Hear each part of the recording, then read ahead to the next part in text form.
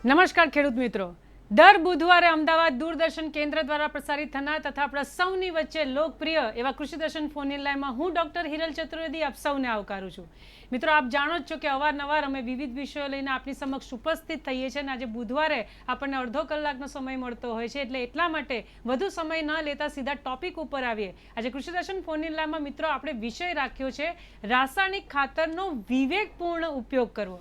રાસાયણિક ખાતરનો વિવેકપૂર્ણ ઉપયોગ અંતર્ગત જો આપને કોઈ પણ મૂંઝવણ હોય અથવા કોઈ પણ પ્રશ્ન હોય તો અમારા નિષ્ણાતને ફોન કરીને પૂછી શકો છો. પ્રશ્ન પૂછવા માટેની ફોન લાઈન શરૂ થઈ ગઈ છે. હું આપને ફોન નંબર જણાવી દઉં: 07926853814 અને 07926853816. આપ જ્યારે પણ અમારા નિષ્ણાત સાથે ફોન ઉપર વાત કરો ત્યારે ટીવીનો અવાજ સંપૂર્ણ બંધ કરી દો, જેથી કરીને અગવડતા ના પડે. આપનો પ્રશ્ન પૂરો થાય પછી આપ વોલ્યુમને ફરીથી વધારીને જવાબ સાંભળી શકો છો. આજે કૃષિ દર્શન ફોન ઇન લાઈનમાં રાસાયણિક ખાતરનો વિવેકપૂર્ણ ઉપયોગ કરવો એ વિષય અંતર્ગત વિસ્તૃત માહિતી અને માર્ગદર્શન આપવા માટે આપણી સાથે ઉપસ્થિત થયા છે ડૉક્ટર અજીતભાઈ રાજ સાહેબ. હું સાહેબનો પરિચય આપું. તેઓ સહપ્રાધ્યાપક અને આચાર્ય કૃષિ polytechnic college of agriculture, Navsari કૃષિ યુનિવર્સિટી ભરૂચ ખાતે પોતાની હાલ ફરજ બજાવે છે. તો ચાલો મિત્રો ડૉક્ટર સાહેબને મળીએ અને રાસાયણિક ખાતરનો એમાંય પાછું એવું શબ્દ વાપર્યો છે કે વિવેકપૂર્ણ ઉપયોગ કઈ રીતે કરવો એ વિષય અંતર્ગત ચર્ચા કરીને વિસ્તૃત માહિતી મેળવીએ. કાર્યક્રમની શરૂઆતમાં સૌપ્રથમ સાહેબ આપનું સ્વાગત છે. નમસ્કાર. નમસ્કાર મિત્રો, આપણે જેમ સાહેબ આપણે વાત કરવાની છે રાસાયણિક ખાતરનો વિવેકપૂર્ણ ઉપયોગ. આમ તો વિષય એવું કહી શકાય કે બહુ જ બહોળો છે, પણ આ વિવેકપૂર્ણ ઉપયોગ કરવાની આવશ્યકતા શા માટે ઊભી થઈ એનાથી કાર્યક્રમની શરૂઆત કરો સાહેબ. આપણા દેશની વસ્તી ધીમે ધીમે વધી રહી છે. જી. 2025 સુધીમાં આપણા દેશની વસ્તી 1.55 બિલિયન જેટલી થઈ જશે અને આપણને અનાજ બી 291 મિલિયન ટન જેટલું અનાજની જરૂર પડશે. તો આ માટે આપણે રાસાયણિક ખાતરોનો ઉપયોગ તો કરવો જ પડશે, કારણ કે આટલું બધું અનાજ ઉત્પન્ન કરવા માટે રાસાયણિક ખાતરો તો જરૂર છે જ. પણ આ જે રાસાયણિક ખાતર છે એ રાસાયણિક ખાતરનો જો 291 મિલિયન ટન આપણને રાસાયણિક ખાતરની જરૂર હોય તો એના માટે આપણને 2.6 કરોડ ટનથી 3 કરોડ ટન જેટલું આપણને અનાજ રાસાયણિક ખાતરની જરૂર પડશે. હવે આ બધું રાસાયણિક ખાતર ભારત દેશમાં ખૂબ જ ઓછું ઉત્પાદન થાય છે અને આપણે જે બધું ખર્ચ કરીએ છીએ એ વિદેશમાંથી આપણે રાસાયણિક ખાતર મંગાવવું પડે છે. તો આના માટે આ જે છે તે રાસાયણિક ખાતરનો જે ખર્ચ પણ વધુ થાય છે અને આ રાસાયણિક ખાતર આપણે જમીનમાં ઘણી બધી રીતે આપણી જમીનને બગાડ કરે છે. સાહેબ, તમને વચ્ચે અટકાવું છું. ઉનાથી ધીરુભાઈ છે, આપણી રાહ જોઈ રહ્યા છે. પહેલા આપણે એમને સાંભળીએ પછી ચર્ચા કરીએ. હેલો ધીરુભાઈ. હા નમસ્કાર મેડમ, હું સાહેબને એ પૂછવા માંગુ છું કે અત્યારે આ બધા એક ફેશન થઈ ગઈ છે કે ખાતર વધારે છાંટવાથી વધારે મોલાદ થાય છે. એવું કઈ હોતું નથી ને ખાતરથી ઘણી વખત શરીરને નુકસાન થાય છે, પશુપાલકોને ખવડાવવામાં નુકસાન થાય, એની મર્યાદા હોય છે. પણ હવે આ લોકો એકે નાખ્યો ને એનો સારું થઈ ગયું તો બીજા નાખે તો એને આપણે શું માર્ગદર્શિકા આપીએ છીએ? એટલું થોડુંક ચોક્કસથી. ના ધીરુભાઈ, તમારી વાત ખૂબ વ્યાજબી છે કે રાસાયણિક ખાતરનો ઉપયોગ પરંતુ વિવેકપૂર્ણ ઉપયોગ ખૂબ કરવો જરૂરી છે. સાહેબ, આપ ધીરુભાઈની વાત સાથે સહમત કેટલા? ધીરુભાઈનો જે પ્રશ્ન છે તે ખૂબ જ સરસ પ્રશ્ન છે. ધીરુભાઈએ સાચી વાત કરી છે. અત્યારે આજકાલના ખેડૂતો બધા આડેધડ ખાતરનો રાસાયણિક ખાતરનો ઉપયોગ કરે છે. પણ જો આપણે ભલામણ કરે રાસાયણિક ખાતરનો ઉપયોગ કરીશું તો ચોક્કસ આપણે ઉત્પાદન આપણા જે તે પાકનું ઉત્પાદન વધારી શકશું. દરેક વિસ્તારની અંદર આપણી જે યુનિવર્સિટી છે, નવસારી કૃષિ યુનિવર્સિટી છે, દાંતીવાડા કૃષિ યુનિવર્સિટી છે, જૂનાગઢ કૃષિ યુનિવર્સિટી છે, તો એ યુનિવર્સિટીઓ દર વર્ષે બધા રાસાયણિક ખાતરો પર અખતરાઓ લેતા હોય છે અને ખેડૂતો માટે ભલામણો બહાર પાડે છે. તો આ જે ભલામણો છે દરેક પાક માટે અલગ અલગ પ્રકારની ભલામણો થયેલી છે, કારણ કે દરેક પાકને જે પોષક તત્વો છે એ પોષક તત્વો અલગ અલગ પ્રકારના અને અલગ અલગ જથ્થામાં જોઈએ છે.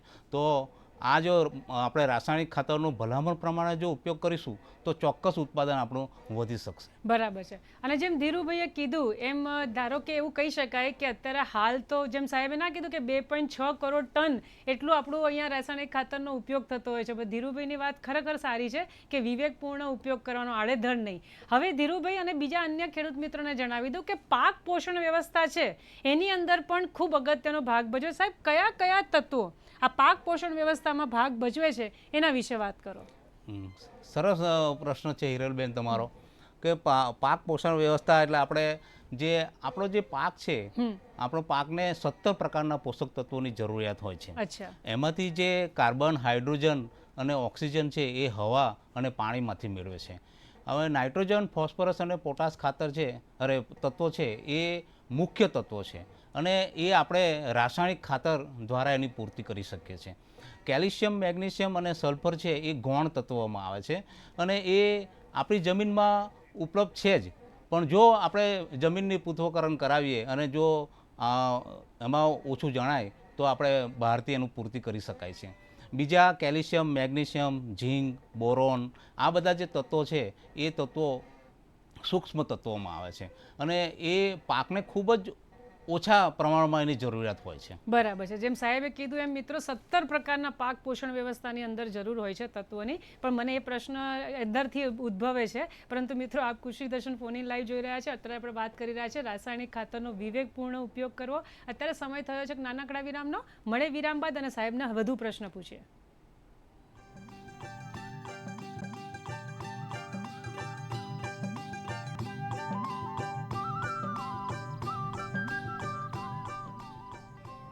વિરામ બાદ ફરીથી આપનું સ્વાગત છે મિત્રો. આપ જોઈ રહ્યા છો કૃષિ દર્શન ફોન ઇન લાઈવ. અત્યારે આપણે વાત કરી રહ્યા છે રાસાયણિક ખાતરનો વિવેકપૂર્ણ ઉપયોગ. ભાવનગરથી ક્યારના રામભાઈ કોલ ઉપર છે. મિત્રો આપણે એમને સાંભળીએ. રામભાઈ, હેલો હેલો રામભાઈ, આપને અવાજ મળી રહ્યો છે ને? હેલો રામભાઈ, મારા ખ્યાલથી કદાચ લાઈન ઉપર આવે પહેલાં આપણે સાહેબ પાસેથી જાણીએ કે સાહેબે કીધું કે 17 પ્રકારના જે પાક પોષણ વ્યવસ્થાપનમાં છે એમાં તત્વો 17 પ્રકારના જોઈએ. સાહેબ આ જે રાસાયણિક ખાતરો છે એ કેટલા પ્રકારના હોય છે? કે એમાં જ બહુ કન્ફ્યુઝન ઊભું થતું હોય છે, તો આપના મત મુજબ કેટલા પ્રકારના રાસાયણિક ખાતરો હોય? આપણે રાસાયણિક ખાતરો 3 થી 4 પ્રકારના રાસાયણિક ખાતરો હોય છે. નાઇટ્રોજન સાહેબ માફ કરજો, ગીર સોમનાથથી નારણભાઈ જોડાઈ ગયા છે. આપણે પહેલા એમને સાંભળી લઈએ. નારણભાઈ, નમસ્કાર સર. હેલો. હેલો. હા બોલો. મેડમ આપણે ગીર સોમનાથ થી બોલું છું. હા હા બોલો બોલો. આપણે મગફળી પાક માટે જો મગફળી પીળી પડી ગયેલી હોય હા અથવા તો પાણી રાગી ગયેલું હોય તો તેમાં યુરિયા ખાતરનો આપણે ઉપયોગ કરી શકીએ? કેટલો સરસ પ્રશ્ન છે નારણભાઈ. સાહેબ આપ શું કહેશો? નારણભાઈ, ખૂબ સરસ પ્રશ્ન છે તમારો. હવે મગફળી એ લેગ્યુમિનસ એનો પાક છે, લેગ્યુમિનસ કક્ષાનો પાક છે. તો એ પોતાની જાતે જ એના જે મૂળ ગંડિકા છે એ મૂળ ગંડિકામાં રાઇઝોબિયમ નામના જે જીવાણુ હોય છે અને એ હવામાંથી નાઇટ્રોજન ગ્રહણ કરતો હોય છે અને આપણી જમીનમાં એ પૂરો પાડતો હોય છે. તો આ જે મગફળી છે એ મગફળીની અંદર જો આપણે બીજ માવજત વખતે જો રાસાયણિક આપણે જો જૈવિક ખાતરની આપણે પોટ આપીને વાવેતર કરીએ તો વધારેમાં વધારે આપણા નાઇટ્રોજન તમારી જમીનમાં ઉમેરાશે.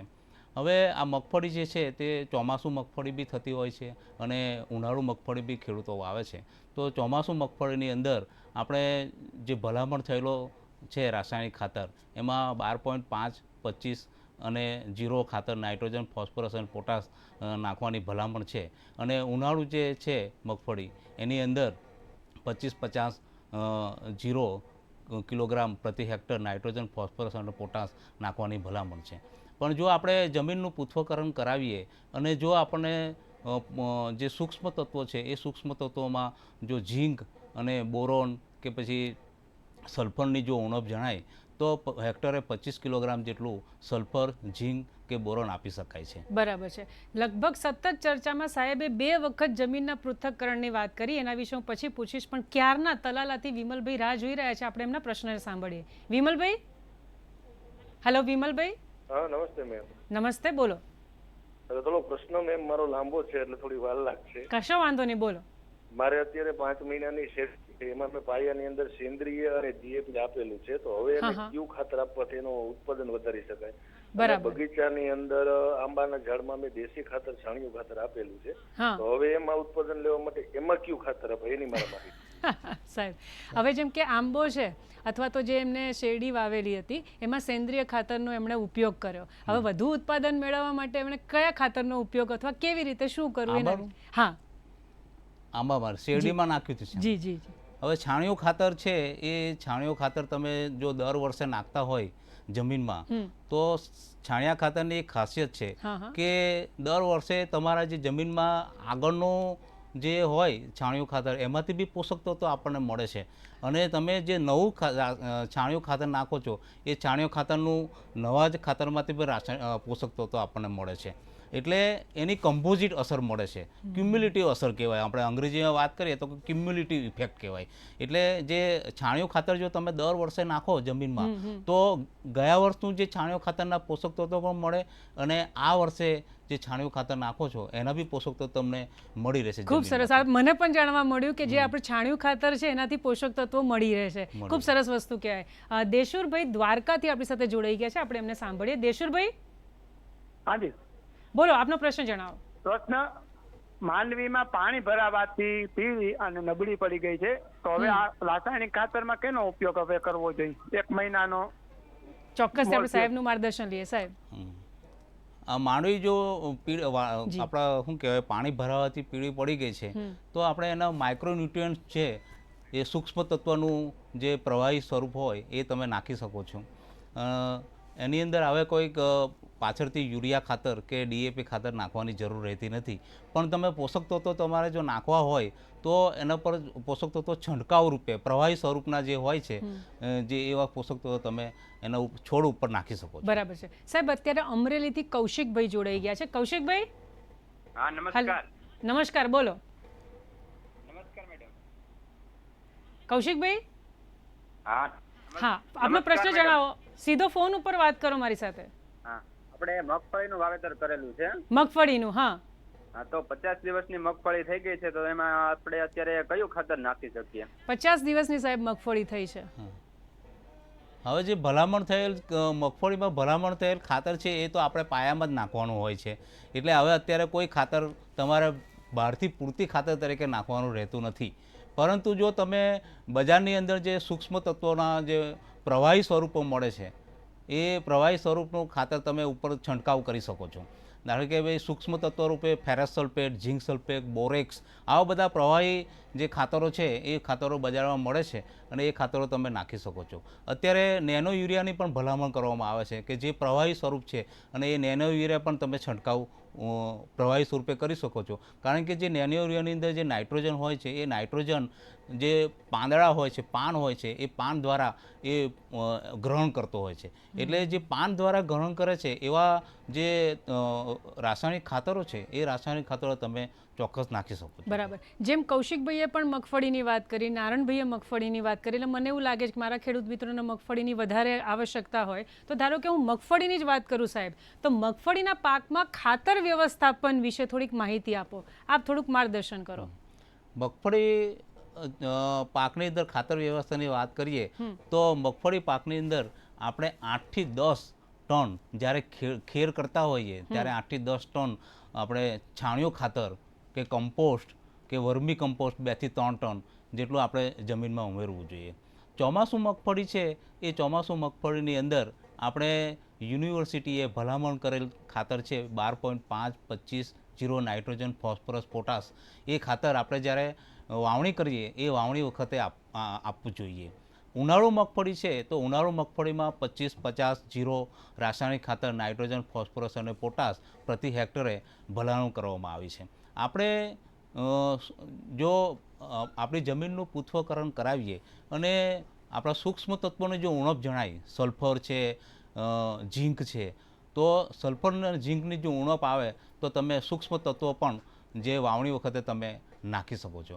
ખાસ કરીને જે આપણે જૈવિક ખાતરોનો જે મગફળી છે મગફળીની અંદર જૈવિક ખાતરોનો ઉપયોગ ખાસ રીતે કરવો જોઈએ. મેં તમને હમણાં આગળ બી એક ખેડૂતનો પ્રશ્ન હતો એમાં મેં જવાબ આપેલો કે ભાઈ આ જે મગફળી છે એ મગફળી લેગ્યુમિનસ પાક છે. તો લેગ્યુમિનસ પાકની અંદર એના જે મૂળ છે એ મૂળની અંદર ગાંઠો આવેલી હોય છે અને આ ગાંઠોની અંદર જે રાઇઝોબિયમ નામના જીવાણુઓ હોય છે અને આ રાઇઝોબિયમ નામના જીવાણુ છે એ હવાની અંદર આપણે જાણો છો કે 78% નાઇટ્રોજન હોય છે અને આ નાઇટ્રોજન આપણે ઉપયોગ કરી શકતા નથી, પણ જે આ મૂળ ગંડિકામાં જે આપણે મગફળી છે એ મગફળી જે મૂળ ગંડિકા છે એ મૂળ ગંડિકાની અંદર રહેલા જે રાઇઝોબિયમ છે એ રાઇઝોબિયમ હવામાનના નાઇટ્રોજનનો ઉપયોગ કરી અને જમીનને સીધા લભ્ય સ્વરૂપમાં પૂરા પાડે છે. એટલે મગફળીનું જ્યારે વાવેતર થતું હોય ત્યારે ખાસ કરીને બીજ માવજત તરીકે જૈવિક ખાતરનો ઉપયોગ કરવો જોઈએ. બરાબર સાહેબ, ડાકોરથી અનુપભાઈ જોડાઈ ગયા છે, આપણે ઝડપથી એમના પ્રશ્નને પણ લઈ લઈએ. હેલો. હા બોલો. મેં નીલગીરીનું વાવેતર કર્યું છે. ખૂબ સરસ. એક અઠવાડિયાનો સમય થયો છે, તો કયું ખાતર નાખી શકું? બરાબર સાહેબ, આપ શું કે નીલગીરીનું એમણે વાવેતર કર્યું છે, તો કયું ખાતર વાપરી શકે? નીલગીરીમાં જી કેટલા દિવસ થયા? 10 દિવસ થયા છે. 10 દિવસ જી. નીલગીરીમાં આપણે તમે ખાતર ફોસ્ફરસ છે, ફોસ્ફરસ અને પોટાશ ખાતર તમે નાખી શકો છો. એમાં યુરિયા પણ અત્યારે નાની છે, તો યુરિયા પણ તમે ખાતર નાખી શકો છો. બરાબર છે. મિત્રો, આપ જોઈ રહ્યા છો કૃષિ દર્શન ફોન ઇન લાઈવ. અત્યારે આપણે વાત કરી રહ્યા છે રાસાયણિક ખાતરનો વિવેકપૂર્ણ ઉપયોગ. અત્યારે ફરીથી સમય થયો છે કે નાનકડા વિરામનો. મળે વિરામ બાદ.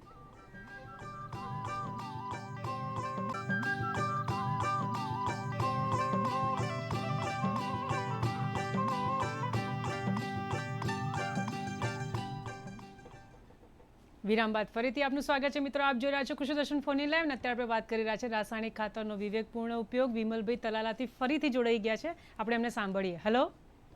નમસ્તે મેમ. નમસ્તે, બોલો. માફ કરજો મેમ, પાછું જોડાવું પ્રશ્ન. આમાં માફીની જરૂર નથી, આપનો પૂરેપૂરો અધિકાર છે, બોલો. હવે મેં શેરડીનું 5 મહિનાથી આ વાવેતર કર્યું છે. હા. હવે એમાં મેં ડીએપી પાયામાં આપી દીધું હતું. હા. હવે અત્યારે એમાં કયું ખાતર આપવાથી ફાયદો થાય ને? બગીચાની અંદર મેં છાણિયું ખાતર આપેલું છે આ ઝાડમાં. એ બગીચામાં તો અમે છાણિયું ખાતર આપ્યું, એમાં તો કોઈ નુકસાન નથી ને વિમલભાઈ? નહીં, એમાં રાસાયણિક ખાતર હવે કયું અપાય એનાથી ફાયદો થાય અને સોલ તત્વો વાળું આપે ઈ નખાય કે પછી ડીએપી કે નખાય? એની બરાબર છે. બગીચો સાહેબ જે એમનો કરેલો છે એમાં એમણે છાણિયું ખાતર તો વાપર્યું હતું, પરંતુ હવે કોઈ રાસાયણિક ખાતરનો ઉપયોગ કરવો કે કેમ, અથવા કયું વાપરવું એ હિતાવહ બગીચામાં? આંબાના બગીચામાં એમને બગીચો જ એમને એમ કર્યો છે રીતે બગીચાની અંદર. હા, તો તમે છાણિયું ખાતર નાખ્યું છે તો ખૂબ જ સરસ વસ્તુ છે કે છાણિયું ખાતર નાખવું જોઈએ. અળસિયાનું ખાતર પણ બજારમાં મળે છે, એ ખાતર પણ તમારે નાખવું જોઈએ. હવે જે બગીચો છે એ બગીચાની અંદર તમે આ જે છાણિયું ખાતર ને બધું તો નાખ્યું છે એ ખૂબ સારી વાત છે, પણ સાથે સાથે રાસાયણિક ખાતરનો પણ થોડા પ્રમાણમાં ઉપયોગ કરી શકો છો. કયા ફૂલ ઝાડ છે અને કયા રોપાઓ છે એના ઉપરથી તમે નજીકના કોઈ કૃષિ કેન્દ્ર હોય કે પછી યુનિવર્સિટી હોય ત્યાં જઈ અને જે બાગાયત વિભાગની અંદર તમે સંપર્ક કરશો તો તમને ચોક્કસ એનું માર્ગદર્શન મળી રહેશે. અને ઘણી વખત તો સાહેબ થોડું સેમ્પલ પણ લઈને જઈએ તો થોડું વધારે એમને સારી રીતે માર્ગદર્શન મળી શકે. સાહેબ, દિનેશભાઈ પ્રજાપતિ આપણી સાથે જોડાઈ ગયા છે, આપણે એમને સાંભળીએ. હેલો દિનેશભાઈ. હા, નમસ્કાર મેડમ. નમસ્કાર, બોલો. હિરલબેન અને સરને મારા નમસ્કાર. મારો પ્રશ્ન 3 પ્રશ્નો છે કે આપણે જે યુરિયા ખાતર વાપરીએ છીએ તે ઝીણા અને મોટા આવે છે, તો તેમાં કયું ખાતર વાપરવું, નીમ કોટેડ વાપરવું કે કેમ, અને ભૂલથી પણ જો વધારે ખાતર નંખાઈ ગયું હોય તો પાક ઉપર અસર ના આવે તેના નિવારણ માટે શું થઈ શકે? બરાબર છે, બરાબર. સાહેબ, જે યુરિયા ખાતર છે ક્યારેક ઝીણા હોય છે, મોટા હોય છે, તે બંનેમાં શું ફરક છે, અને જો ક્યારેક વધારે પડતું ખાતર વપરાઈ ગયું હોય તો શું થાય, એના વિશે જાણવા માંગે છે. યુરિયા ખાતર? જી. યુરિયા ખાતર આમ તો કેવું છે કે ભાઈ નાઇટ્રોજન યુક્ત ખાતર છે અને એમાં એમાઇડ સ્વરૂપે નાઇટ્રોજન રહેલો હોય છે. હવે આ યુરિયા ખાતર છે એ યુરિયા ખાતર આપણે જ્યારે જમીનમાં નાખીએ છીએ તો યુરિયા ખાતરનું એમાંથી યુરિયેજ નામનો જમીનની અંદર યુરિયેજ નામનો જે ઉત્સેચક હોય છે એ યુરિયેજ નામનો ઉત્સેચકમાંથી એમોનિયમ કાર્બોનેટની અંદર એનું રૂપાંતર થાય છે અને ત્યારબાદ નાઇટ્રીકરણની પ્રક્રિયા થઈને નાઇટ્રાઇટમાંથી નાઇટ્રેટ બને છે. અને આ જે પ્રક્રિયા છે એ આ પ્રક્રિયામાં 48 થી 72 કલાક જેટલો સમય લાગે છે. જો ઘણીવાર આપણે જો આપણી પૂરતી વરાપ જમીનમાં ના હોય અને ભેજ ના હોય અને એવા સમયે જો આપણે આ યુરિયા ખાતર નાખીએ તો યુરિયા ખાતર કાં તો હવામાંથી ઉડી જાય છે કાં તો આપણો નિતાર દ્વારા ધોવાઈ જાય છે. કારણ કે આ જે મેં તમને આખી જે પ્રક્રિયા વાત કરી કે નાઇટ્રીકરણની પ્રક્રિયા એ 48 થી 72 કલાક થાય છે અને જો એવા સમયમાં આપણે વરસાદ પડી જાય તો એ વરસાદ પડી જાય તો જમીનમાં ઉતરી જાય છે કે વરસાદ દ્વારા ધોવાણ થઈ જાય છે અને ક્યાં તો તાપ પડતો હોય તો વધારે ગરમી હોય તો એ હવામાં ઉડી જતું હોય છે. એટલે આ નાઇટ્રોજનયુક્ત ખાતર છે એ જે યુરિયા છે એ યુરિયા નાખવા માટે ખૂબ જ કાળજી રાખવાની જરૂર છે. આપણે જો યુરિયા નાખવું હોય તો ખાસ કરીને આપણે જે માટી હોય એ માટીની અંદર એનું મિક્સ કરીને નાખવું જોઈએ. અત્યારે હાલમાં બજારમાં નીમ કોટેડ યુરિયા જ મળે છે, પણ જો એ સફેદ યુરિયા જો મળતો હોય બજારની અંદર તો આપણે એને લીંબોળીનો ખોર છે, છાણિયું ખાતર છે, વર્મી કમ્પોસ્ટ છે, 1:10ના પ્રમાણમાં તમે એને મિક્સ કરી અને એની નાની નાની ગોળીઓ બનાવીને પણ તમે વાપરી શકો છો. અને જો તમારે એ રીતે ના વાપરવો હોય તો માટી સાથે મિક્સ કરવાનું અને થોડો પાણીનો છંટકાવ કરશો. સાહેબ, આપણે દેવજીભાઈ જ રાજપૂત છે દિયોદરથી ક્યારની રાહ જોઈ રહ્યા છે, આપણે એમને સાંભળીએ. હેલો દેવજીભાઈ. હા બેન, નમસ્કાર. નમસ્કાર. હા બેન, આપણે ખોરાકમાં લેવા તો અનાજ આપણે જે આવે એમાં રાસાયણિક ખાતર કેટલું પ્રમાણમાં આપવું જોઈએ?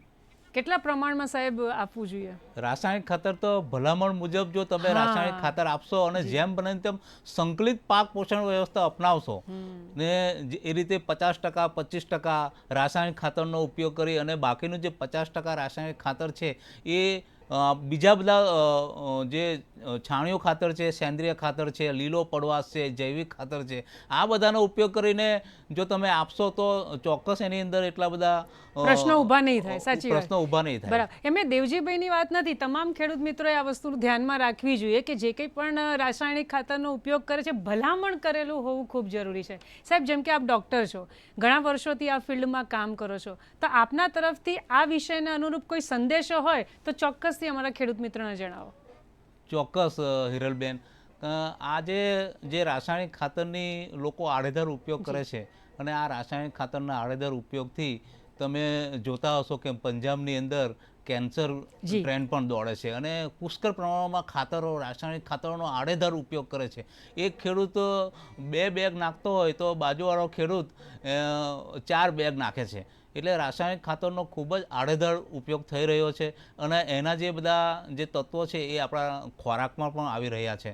તો આપણે ખાસ કરીને જે સંકલિત પાક પોષણ વ્યવસ્થા એ અપનાવવી જોઈએ. સંકલિત પાક પોષણ વ્યવસ્થા એટલે કે ભાઈ આ સંકલિત પાક પોષણ વ્યવસ્થા આપણે જે પાક ઉત્પાદન છે એ પાક ઉત્પાદન તો ટકાવી જ રાખવાનું છે, પણ સાથે સાથે જમીનની જે રાસાયણિક, ભૌતિક અને જૈવિક ગુણધર્મો પણ સુધારવાના છે અને પાકને મેળવવા માટે એ કરવાના છે. તો ખાસ કરીને આપણે એક તો કોઈ પણ પાક હોય એ પાકની અંદર સંકલિત પાક પોષણ વ્યવસ્થા અપનાવવી જોઈએ.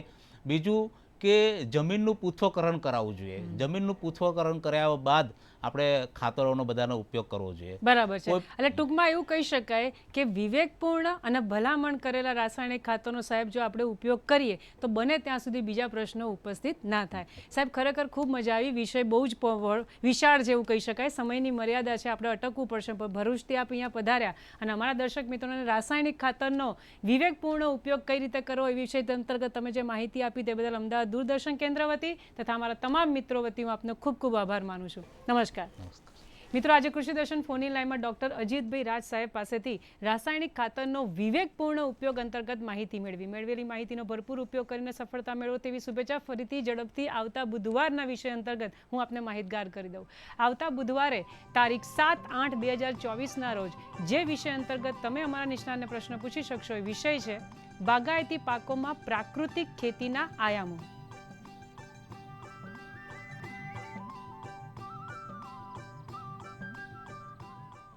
કૃષિ દર્શન ફોન ઇન લાઈવ અહીં સમાપ્ત કરે છે. ફરી મળીશું એક નવા વિષય સાથે. ત્યાં સુધી રજા આપશો. નમસ્કાર.